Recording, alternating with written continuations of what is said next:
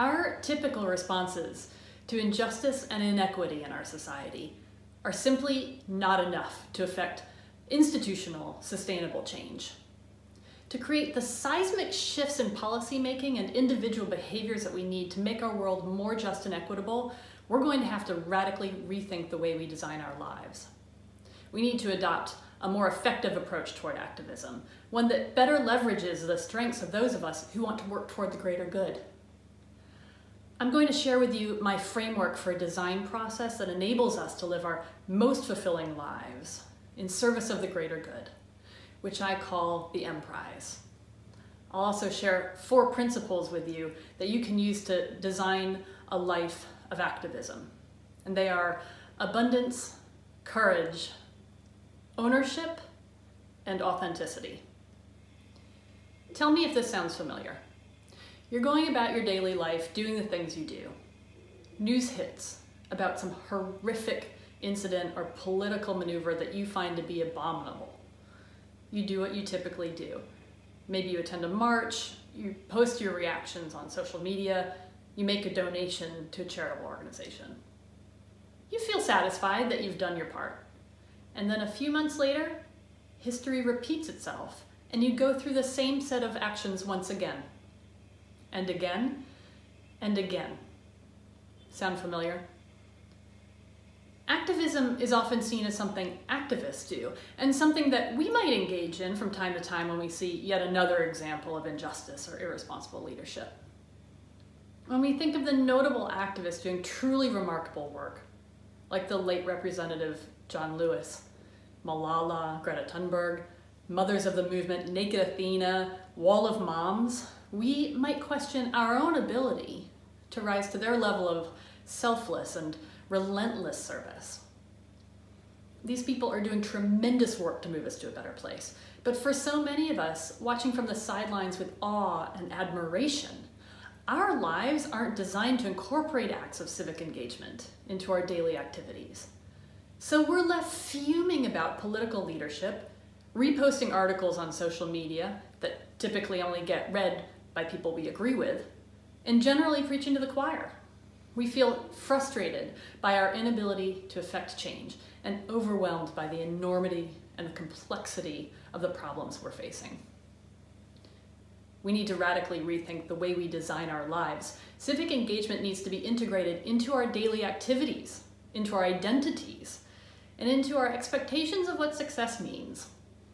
We need to shift our thinking from building our careers around enterprise and instead design our lives to support our emprise. The word emprise was established in the English language during the 13th century to describe the bold and chivalrous activities of knights. I've reappropriated the word to describe the adventurous, daring undertaking of choosing the biggest, best life that brings you the most fulfillment personally and professionally and contributes to the greater good of the world. Pursuing an emprise enables you to play a leadership role in your own life so that you have the bandwidth, the skills, and the resilience to keep walking the road toward justice and equity. I grew up on Capitol Hill in Washington, D.C., and I had firsthand experience seeing change makers in action. Throughout my childhood, we had protests happening literally on our doorstep. I've spent my life working for various causes that have been really important to me. My family has gotten good at hosting activist parties. My mom cooks the chili, my dad helps with logistics, my daughters decorate the posters. I'm now 45 years in and still working on the same causes. I'm writing letters, attending protests, voting, volunteering for campaigns, fundraising. But a few years ago, I got to a place where it all just didn't feel like enough. I felt like I needed to find a way to do more, to be more effective at what I was doing. For me, it was a question of scaling my own activism. It needed to be a bigger thing. Once I got it into my head that I wanted to do this bigger thing, I couldn't stop thinking about it. It almost became an obsession. It became my emprise. I wanted to figure out how I could help female change makers be better at what they do. I wanted to grow a community of women leaders dedicated to supporting and uplifting one another. I would ask these women to commit to a process of learning and growth, not just with their own advancement in mind, but with the clear goal of also advancing the other women in our community. We decided to call this Emprise Tide Risers because a rising tide lifts all boats. When I launched Tide Risers, I was thinking I would have to twist the arm of my 5 closest girlfriends to help me pilot it. To my surprise, I ended up with 47 applications, and it's grown quite quickly since then. Our members give freely of their time and talent to help one another build skills and extend their networks. The partnerships that have been created within Tide Risers have spawned women-owned businesses, created job opportunities, and enabled female entrepreneurship. Ours is a community where if you raise your hand and ask for help, someone's there for you. I'm constantly amazed at the generosity of spirit that has developed from my Emprise. This brought me to uncover the first of 4 principles of Emprise: abundance. When it comes to building your Emprise, abundance is about generosity of spirit, giving help with no regard for payback. We need to learn to trust that when we put good work out into the world, it'll create a ripple effect of change that may not be obvious or measurable, but it will serve the greater good. We need to evolve the framework of traditional enterprise in which we put in some unit of effort and in return get something back that is measurably bigger. Traditional enterprise is structured to track and reward specific quantitative metrics, which are quite useful, but the risk is that when you're chasing specific numbers, you can lose sight of your values and your mission. The abundance principle demands of us that we redefine what success means to us and to our Emprise. This leads us to the next principle of Emprise: authenticity. An Emprise has to be authentically true to you. To ensure this happens, you have to define your own success measures. Don't rely on traditional measures of enterprise success. To figure out what success means to you within the framework of the Emprise, you'll need to challenge yourself. You'll have to dig deep to learn more about your values. You'll need to uncover hidden biases and set aside assumptions you've carried maybe your whole life about how you're supposed to live. To do this, put yourself in places with people who are different from you so you can learn from multiple perspectives. This brings me to the next principle of Emprise: courage. In the context of the Emprise and leading a life of activism, courage means pushing ourselves out of our comfort zones to engage in ways that may be really hard for us.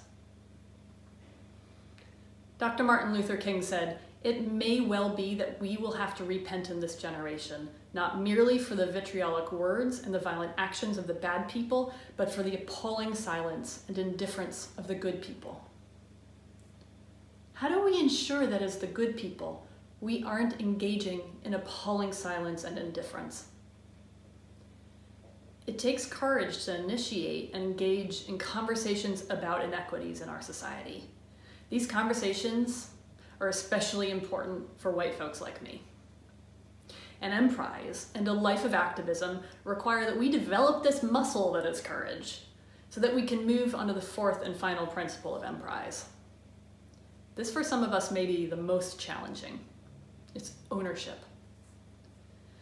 To pursue Emprise and a life of activism, we must own our role in sustaining a society that is rife with inequity. It is critically important that we all, every one of us, take ownership of the structures in our societies that uphold inequity and injustice. As a child, I walked past the Supreme Court every morning on my way to school. My dad made me memorize the inscriptions on the east and west facades of that big white marble building that read, "Equal justice under law," and "Justice, the guardian of liberty."